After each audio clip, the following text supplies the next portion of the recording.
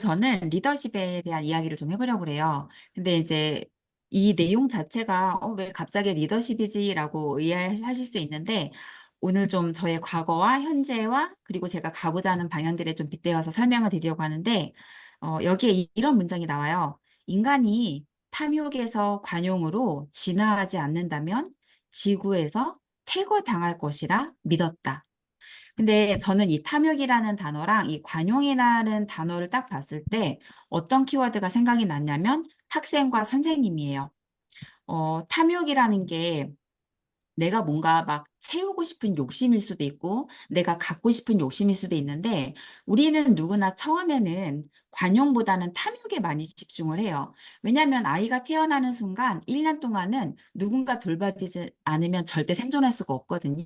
그래서 우리는 1년간은 계속 받을 수밖에 없어요. 그래서 무언가를 계속 받고 받는 거에 된 채로 우리가 유아기를 지나고 참 뭐 청년기, 성인기를 이렇게 거쳐 가는데 이 과정에서 이제 이 탐욕에서 관용으로 넘어가야 되는데 여기로 못 넘어가는 게 많은 사람들의 문제점이 될 수 있겠다라는 생각을 했어요. 근데 이제 제가 저의 과거를 봤을 때 저에게 있어서 탐욕은 영어였어요. 전 영어를 진짜 원어민처럼 하고 싶어서 어, 정말 영어에 미쳤었거든요. 근데 제가 이제 막상 영어를 가르치는 일을 시작했을 때 저는 사실 아이들을 영어 실력을 키워주는 데 관심이 없었어요. 그 일을 하는 순간에도 그 돈을 벌어서 내 영어 실력을 키우는데 다시 재투자해야 된다는 생각에 사로잡혔지 아이들은 막 내가 도와주고 싶다는 생각이 사실 전 없었어요. 근데 제가 이 저의 어떻게 보면 탐욕이죠. 이 탐욕에서 생각이 바뀌게 된 계기가 뭐였냐면 제가 영어학원 강사로 일을 하다가 과외를 시작을 했어요. 그러니까 모든 통제권이 다 저에게 주어지고 저에게 모든 책임이 주어지는 그 순간 제가 탐욕을 멈추게 되더라고요. 이제는 나의 관심이 나에서 아이들로 향하게 됐고 그러면서 이제 학원을 운영하면서는 완전 더 초점이 바뀌었죠. 근데 제가 이제 이 말씀을 드리는 게 뭐냐면 알시간 대표님께서 이런 얘기를 많이 하세요. 집에서 놀고 있는 엄마보다는 직장 생활하고 있는 직원들보다는 작게라도 자기 사업을 하거나 영업사원으로 일을 하는 사람이 훨씬 더 인생을 빨리 배울 수 있다라는 말을 하는데 저는 제가 과거를 돌아봤을 때 왜 내가 탐욕에서 벗어날 수 있었을까라고 한다면 뭔가 나에게 더 큰 책임이 주어질 때 사람들은 조금씩 탐욕에서 벗어날 수가 있어요. 그래서 엄마들이 여자로서의 삶을 살다가 아이가 태어나면은 나를 좀 내려놓잖아요. 애기들에 맞춰서 옷도 좀 그냥 막 대충 입고 뭐 하루 종일 세수도 안 하는 경우도 있고 사실은 이게 내가 무언가 무한 책임이 주어졌을 때 사람들은 탐욕에서 벗어날 수 있는 한 번의 기회를 만날 수 있다라고 생각을 하는데 그게 우리의 삶에서뿐만이 아니라 나의 어떤 직업에서도 그렇게 내가 이걸 경험할 수 있지 않을까 그런 생각을 했었고 그런데 이제 제가 그 아이들을 가르치는 쪽으로 초점이 가다가 그 초점이 어디까지 갔냐면 학원 원장들이었어요. 제가 이제 어, 아이들 영어 실력을 향상시키는데 굉장히 많은 저도 투자를 하고 공부를 하다 보니까 노하우가 다른 원장들하고 좀 비교가 안 될 만큼 많았고 그 노하우에 대해서 사람들이 굉장히 궁금했어요. 그래서 그 사람들을 가르치기 시작하면서 제 초점이 한 번 더 바뀌게 된 거예요. 이제는 사실 나랑 금전적인 어떤 그런 교류는 없어요. 왜냐면 제가 이제 본사에서 강사료를 받고 그 원장들은 공짜로 그 수업을 듣는 거죠. 근데 제가 여기서 무슨 부작용을 겪었냐면 여기서 이런 내용이 나와요. 공짜 교육은 권리 의식을 부추겨서 개인의 자주성과 책임감을 무너뜨리고 만다. 전 이거 완전 동의해요. 그 원장들한테 정말 피를 토하면서 알려줬는데 결론적으로 제가 알려준 거를 시행한 사람은 저희 언니밖에 없어요. 저희 언니는 제가 알려주면 그걸 그대로 가져가서 활용을 했고 그래서 뭐 시스템이 조금 개선되거나 아니면 수익 구조가 좋아지는 어떤 반응을 봤는데 제가 아무리 내가 좋은 거를 줘도 그 사람들 입장에서는 돈을 낸 게 아니다 보니까는 그냥 그래 네가 뭐 네 성공담 좀 얘기하는구나라고 생각을 하고 그거를 내가 자주적으로 어떤 행동으로 옮기려는 그런 의지를 보이지 않더라고요. 그래서 공짜의 부작용은 진짜 어마어마하다. 이 생각을 저도 했었고 그리고 여기서 이런 내용이 나와요. 보다 많은 사람에게 혜택을 나누어 줄수록 나의 유효성은 높아진다. 얼마 전에 아이스 대표님께서 저한테 질문했어요. 하영아, 네가 영어를 왜 그렇게 잘하게 됐는지 알아? 당연히 열심히 했으니까. 진짜 열심히 했거든요. 그리고 너무너무 배고팠어요. 영어에 대해서. 근데 제가 이제 나 열심히 노력했다 이랬더니 뭐라고 답변하셨냐면 네가 가르쳤기 때문에 그렇다고. 그러니까 처음에는 제가 아까 말씀드린 것처럼 제 탐욕에 빠져 있었거든요. 근데 탐욕에서 벗어나서 아이들과 학원 원장들로 제 시선이 벗어나다 보니까 더 제가 그러니까 그들보다 제가 더 많이 공부를 하게 되더라고요. 더 많이 줘야 되니까. 근데 그런 것들이 사실은 내가 혜택을 나눠줄수록 나의 유효성을 높일 수 있었다는 거, 그거 다시 한번 깨달았고, 그리고 여기서 이제 로버트 기요사키도 자신의 굉장히 애정을 쏟던 그 세미나 사업을 매각을 하거든요. 그리고 나서 이제 뭔가 좀 다음 단계로 자기가 넘어갈 이제 시기라는 걸 직감을 했는데 저에게도 그런 시기가 바로 학원 매각이었던 것 같아요. 근데 학원 매각을 하고서 여기서도 그 얘기 하거든요. 통합은 최소 둘 이상이 합쳐진 복수형이다. 근데 그거는 항상 좋은 것과 나쁜 것이 같이 와요. 저는 학원을 매각하고 좋았던 건 뭐냐면 제가 하고 나면서 성장의 한계를 너무 느꼈기 때문에 그걸 뛰어넘을 수 있다라는 어떤 그 큰 기대? 뭔가 막연한 그 기대감이 있었어요. 근데 거기서 그 기대감을 충족하기 위해서 제가 익숙한 안락지대에서 빠져나오고 나니까 굉장히 나쁜 것이 왔어요. 두려움이에요. 그것도 되게 막연한 두려움. 어떤 원인이 보여지는 두려움이면 그걸 내가 어떻게 잠재울 수 있겠는데 그냥 막연하게 두려운 거예요. 그래서 좋은 것과 나쁜 것은 같이 오지만 결론적으로 알지 대표님 늘 말씀하시는 게 우리가 돈을 투자할 때도 채권보다는 주식이 더 수익률이 좋잖아요. 그 이유는 변동성이 크기 때문에 그렇거든요. 근데 인생도 마찬가지로 굉장히 잔잔한 물결 같은 흐르는 그냥 잔잔한 물들에는 사실 큰 이익이 없어요. 하지만 큰 손실도 없겠죠. 근데 인생에 내가 뭔가 정말 성장을 원한다라고 하면 결론적으로는 내 인생에 한 번도 경험하지 못한 변동성을 줘야 되고 물에다가 큰 바위를 떨어뜨려서 한 번에 큰 물결을 쳐야 되는데 이게 바로 좋은 것과 나쁜 것이 같이 오는 것 같아요. 그래서 이 부분에 대해서도 굉장히 공감을 했고 여기서 이제 천재성은 환경을 바꾸는 것이 중요하다라고 했는데 저도 마찬가지로 학원에서 PC 앤 퀸즈라는 이 공간으로 옮겨오게 된 거죠. 근데 여기서 제가 또 얻어진 혜택이 있었어요. 그게 뭐였냐면 제가 이제 알스 대표님의 수강생들을 개인적으로 이렇게 소통을 많이 했어요. 1대1 소통을 많이 하게 됐었고, 엄마들 상담을 많이 했던 사람이니까, 그냥 저는 이런 소통이 되게 어렵진 않았어요. 근데 제가 그 사람들하고 소통을 하면서 제가 뭘 발견했냐면, 아, 인생의 고민은, 문제는 딱 세 개밖에 없구나. 하나는 돈, 하나는 인간관계, 하나는 건강이에요. 근데 이거를 발견하고 나니까 제가 사람들을 대할 때 누군가 나에게 고민을 털어놓으면 제가 세 개의 카테고리 안에 다 넣어봐요.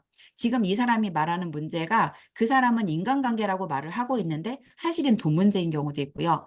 돈 문제라고 말을 하고 있는데 사실은 인간관계의 문제인 경우도 있어요.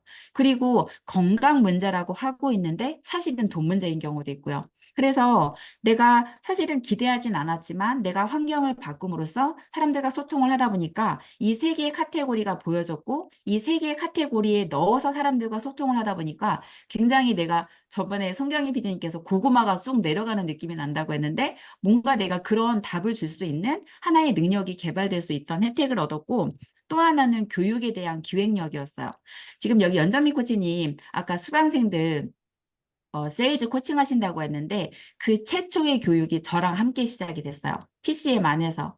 근데 처음에 이제 연점이 PD님하고 막 이런저런 이렇게 티카타카 하면서 우리 신생아 PD님도 그때 같이 합류하셔서 셋이 이제 막 이렇게 교육을 만들어가는 과정에서 그리고 그때 이제 제가 연점미 PD님 유튜브 채널도 같이 운영을 해드렸어요. 그러면서 저 사람이 갖고 있는 장점을 최대화할 수 있게 부각시킬 수 있게 노력을 했고 그 사람이 미처 알지 못하는 그 장점들을 교육에 넣을 수 있도록 옆에서 이렇게 서포트를 어떤 하는 경험을 했는데 거기서 끝난 게 아니라 박미양 상무, 예, 보험으로 다시 제가 건너와서 이번에는 박미양이라는 사람의 유튜브 채널로 들어가서 다시 또 브랜딩을 하면서 그 사람이 팀원들을 이끌어서 줌에서 교육을 할 수 있도록 그런 전체적인 교육 기획을 제가 잘하더라고요. 근데 제가 이거를 잘할 수 있었던 거를 어떻게 알았나라고 생각해 보면 다시 돌아가서 학원이에요.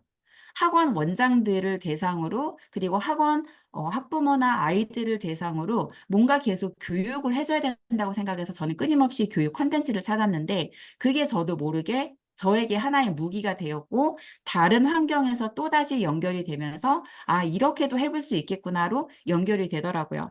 제가 이 말씀을 왜 드리냐면 혜택을 나누어 줄수록 나의 유효성은 높아진다는 걸 믿으셔야 된다는 말씀을 드리고 싶어서 그래요. 당장에는 보여지지 않아요. 그 혜택.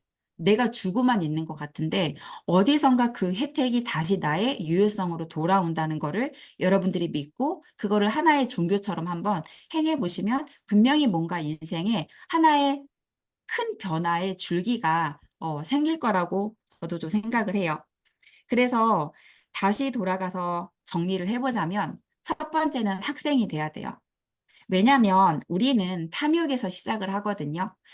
근데 그 탐욕이 어, 나를 채우려는 어떤 그 욕심에서 시작이 되는 건 맞지만 그 욕심이 채워지지 않으면 선생님으로 넘어갈 수가 없어요.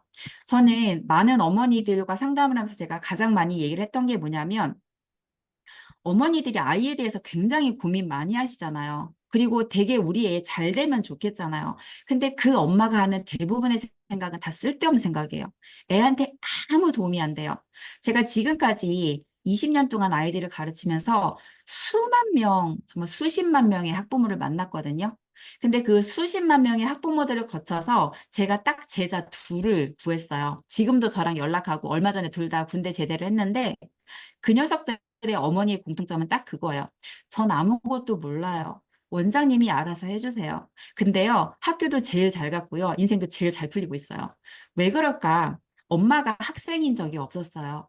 엄마는 학교 교육에서 받은 학생이었지 자기 인생에 대한 학생이 되어본 적이 없어요. 그러면 학생으로서의 내 경험이 완벽하게 채워지지 않은 상태에서 엄마가 선생질을 하려고 해. 그러면 그 선생이 주는 교육이 어떨까요? 엉망일 수밖에 없어요. 그래서 다시 돌아가서 우리가 제대로 된 리더십을 갖기 위해서는 내가 먼저 학생으로서 자세를 갖추고 배움을 먼저 실현해 봐야 돼요. 그리고 그거를 실현하는 과정에서 한 번도 해보지 않은 일도 해야 되고, 그리고 나한테 전혀 도움이 되지 않을 것 같은 것도 내가 시도를 해봐야 되고, 그거에 서 내가, 아, 이게 이렇게 연결될 수도 있다는 거를 단 한 번쯤은 경험을 해 보셔야지만 아이들에게 이거를 똑같이 설득해서 전해줄 수가 있어요. 그래서 여기서는 이제 어떻게 하면 더 많은 돈을 벌 수 있을까? 또는 어떻게 하면 보다 많은 사람들에게 혜택을 나눠줄 수 있을까? 이 두 개의 질문을 우리가 선택할 수 있다고 생각을 해요. 근데 처음에 내가 탐욕스러울 때는 어떻게 하면 더 많은 돈을 벌 수 있을까가 맞아요. 인간은 절대 나를 떠나서 남을 생각할 수 없기 때문에. 하지만 반드시 어디로 넘어가야 된다? 사람들에게 혜택을 줄 수 있는 부분에 대해서 고민할 수 있는 사람으로 넘어가야지만 그때 비로소 리더십이 시작이 되는데 왜 그러냐? 리더십이라는 건 사랑과 존중이 합쳐질 때 나온다고 그래요. 여러분 생각해 보실게요. 남편이 나를 존경하거나 존중하나요? 아니면 혹시 우리 아이들 어때요? 우리 아이들이 나를 존중하거나 존경하나요? 가장 가까운 사람에게 존중을 받는 게 제일 어려워요. 그래서 가장 가까운 사람에게 존중을 받을 수 있는 사람들은 리더십을 작게나마 경험하기 때문에 그 리더십을 다른 영역으로 확장할 수 있어요. 그런데 대부분의 가정 어때요? 존중이 있나요? 잘 없어요. 서로 남편한테 뭐라 그래요? 쟤가 잘하면 내가 쟤를 존중하지. 근데 쟤 꼬라지를 좀 봐. 근데 제가 알게 된 사실이 존중은 자신의 능력이래요. 그래서 존중할 수 없는 사람조차 존중하는 거는 개인의 능력이래요. 사랑도 마찬가지로 제가 받을 짓을 해야 사랑을 하지라고 하지만 사실은 사랑받을 짓을 안 해도 사랑할 수 있는 게 그게 능력이래요. 그래서 사랑과 존중은 내가 갖고 태어난 어떤 능력이 아니라 내가 만들어가는 능력의 영역이라는 거고, 그래서 내가 이 영역을 개발을 하면은 리더십이 따라올 수밖에 없는 건데, 왜 리더십이 중요하냐? 어, 여러분, 우리가 좋아하는 돈이나 모든 것들이 다 누구한테 있죠? 남한테 있어요. 남한테. 그러면 그 남이 나에게 원하는 걸 주게 만들어야 되죠. 예를 들어 내가 보험을 판매해. 그럼 보험에 사인을 하게 만들어야 돼. 내가 만약에 세일즈 코칭을 해. 그럼 세일즈 코칭을 이 여자가 배우고 쉽게 만들어야 돼. 그럼 결론적으로 내가 그 사람을 설득해야 되는데 그 설득에 있어서 가장 강력한 힘이 리더십이에요. 그래서 리더십을 갖추면 이 세상에서 가장 가치 있는 뭐가 따라온다? 돈이 따라와요. 하지만 그 돈의 단위를 키워가기 위해서는 내가 지금까지 경험하지 못했던 나의 또 다른 단계로 내가 내 리더십을 끌어올려야지만 돈이 따라와요. 그렇지 않으면 내가 어느 정도 만족하는 돈은 벌 수 있지만 행복은 느낄 수 없어요. 왜냐하면 행복이라는 거는 관계 속에서 오거든요. 근데 그 관계가 어떤 관계? 사랑과 존중의 관계에서만 인간은 진정한 행복을 느낄 수 있어요. 그래서 남편하고 함께 있어도 행복하지 않다? 서로 존중하지 않는 거예요. 아무리 뜨거운 사랑으로 결혼했어도 존중이 받침이 되지 않으면 곧 이혼할 수 있어요. 그리고 내 아이 내가 아무리 사랑해도 그 아이에게 내가 존중을 받을 수 있거나 내가 그 아이를 존중할 수 있는 능력을 갖추지 않는다면 어차피 그 아이는 우리 엄마가 그랬었지라고 나를 동정으로 끝낼 수밖에 없어요. 그래서 여러분이 원하는 모든 것을 갖추기 위해서 리더십은 반드시 필요한데 그 리더십을 갖기 위해서는 내가 학생으로서 먼저 탐욕스럽지만 학생으로서의 내 어떤 맥스를 한번 쳐보시고 아마 그래서 이 자리에 와서 지금 다들 배우고 있다고 생각해요. 그리고 그걸 넘어서서 내가 관용이라는 부분으로 바꿔서 여기서 그러죠. 돈이라는 대가가 주어질 때만 기꺼이 노력하나 대부분의 사람은 관용에 대해서 이래요. 대부분의 교육파리들은 이래요. 대부분의 사람들은 누구를 도운다고 말을 하지만 아니에요. 자신을 돕고 있어요. 그래서 여기에 대해서 내가 자유롭게 내가 진짜로 돈이라는 대가 없이 누구를 돕고 그 노력을 내가 최대한 할 수 있는 사람은 돈의 영혼을 파는 일 따위는 하지 않아도 돼요. 여기에 자유가 있어요. 그래서 이 전체적인 부분에 대해서 학생이 먼저 되고 교사가 되고 결국은 존중과 사랑을 기반으로 한 리더십을 갖추시는 여러분 되길 응원하겠습니다. 감사합니다. 네.